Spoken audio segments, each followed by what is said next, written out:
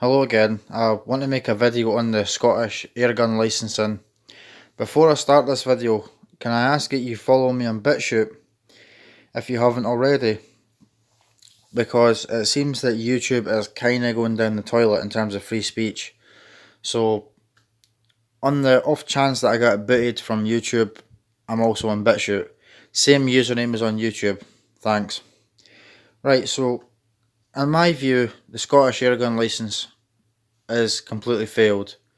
If you're not aware, in Scotland, we need to have a licence for any air rifle or any air pistol.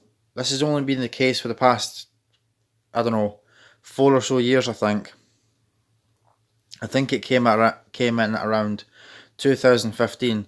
Now, in England and Wales, you could have an air rifle that does not exceed 12 foot-pounds of energy and an air pistol that does not exceed 6 foot-pounds.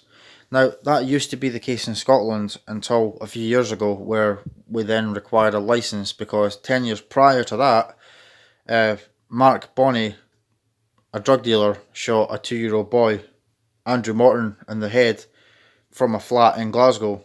And ever since then, the parents have been demanding air rifles be licensed in Scotland, and well, here we are. Now, at the time, we're talking 6-7 years ago, the estimated air guns in circulation in Scotland was around 500,000, 500,000. Now, that's quite a big number of guns to be unaccounted for. They didn't know where they were or who had them. And now the licence would license the individual, not the gun. If you did not have a licence, you had to either sell your air guns to someone who was going to get a licence, to a gun dealer, and as for me, I sold my guns at auction. Now, because of that, I've lost my sport. I used to love plinking, shooting targets, not over cans in the garden. I was a responsible shooter, and I had quite a number of guns. I quite enjoyed shooting them. And now they're gone. So, I'm affected by that. I've done nothing wrong. Now, this licence, another reason they brought it in, not just because idiots like Mark Bonney was shooting little boys in the head, a number of people were shooting cats with air rifles. And that's what today's video is about. Because fairly recently, someone has shot a cat in the head with an air rifle. Shot a cat with an air rifle and killed it. This is from the 2nd of December 2019. So that's like, what, 3 or 4 years after the requirement of a licence? This licence was to stop people shooting cats and being irresponsible with air guns, and it hasn't worked. Now, this isn't the only article I've seen a few others. I remember closer at the time as well, about a month or so after the licence was rolled out, became a legal requirement, about someone who was found in possession of an air rifle and about £18,000 worth of drugs. Now, for whatever reason, they were making more of a fuss over the air rifle, which is just silly, because a month prior it was completely legal to own. Now, I think the drugs in question was cocaine or something like that. How long has that been banned?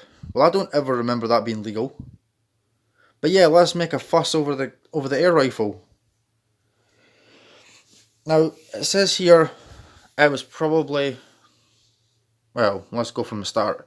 A police spokesperson said between 7:30 on Monday and November 25 and 12 PM on Tuesday, November 26th, in the Rockfield area of Tobermory, a domestic cat was shot and fatally injured by someone with an air gun or similar weapon.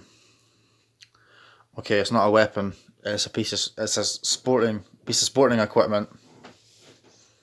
It's a piece of sporting equipment. Similar weapon. An airsoft gun, perhaps. But wait a minute, an airsoft gun isn't that powerful. By law, you're not allowed an airsoft gun that is that powerful. So it probably was an air gun. Now, if it was a crossbow, you're going to know, because the wound would be far deeper, and, I don't know, they would have a bolt hanging out of them. Now, it could perhaps be in a slingshot, but slingshots usually fire much larger ball bearings, so the chances are it was an air rifle, and you would think they would find a pellet in it. Look, my point of making this video is the airgun licensing has completely failed, and out of that 500,000 suspected airguns in Scotland, around 40,000 of them are accounted for.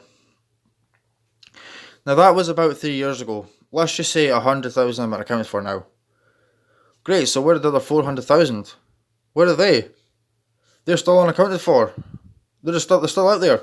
In other words, the licensing has completely failed. What's the point in having it then?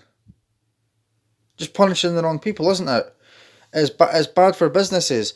My local airgun dealer is struggling because of this. He can't make a sale. Well, I mean, he can, but nowhere near as many as he was. It's just damaging good, responsible businesses, and it's putting people like me out of a sport and much loved hobby. And before you say, well, why don't you just apply for a license? Because number one, why should I have to pay for my property twice, essentially?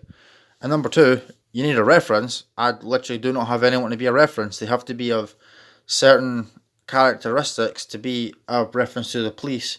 And also, I'm not part of a club. I have no intention of becoming part of a club.